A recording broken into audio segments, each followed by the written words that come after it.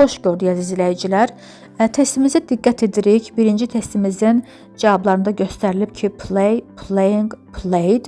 Cümlədə love feili var. Bilməliyik, yadda saxlamalıyıq ki, love, like, hate, start, begin feillərindən sonra gələn feil mütləq ing-yə əlavə olunmalıdır və yaxud to ilə işlənməlidir və bu qaydaya əsasən B variantı doğrudur. Playing. Əgər burada playing olmasaydı, to play olsaydı, yenə də doğru cavab olardı. İkinci testimizə baxırıq. İkinci testimiz artikla aid bir cümlədir və keçən dəfə dərslərimizin birində demişdik ki, əgər söz sait səslə başlayarsa, hansı artiklı götürürdü? Təbii ki, an artiklını götürürdü. Əgər söz samit səslə başlayarsa, artiklını istifadə edəcəyik. Və bizim testimizdə, bizim sualımızda animal sait səslə başlayıb, sait səslə başladığı üçün an artiklı istifadə olunacaq.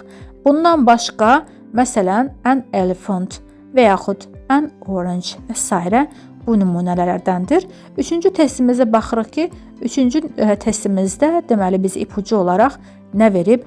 This bu deməkdir, daha yaxın məsafəni göstərir və that daha uzaq məsafəni göstərir ki, o deməkdir və sualın özündə over there, orada mənasını verir.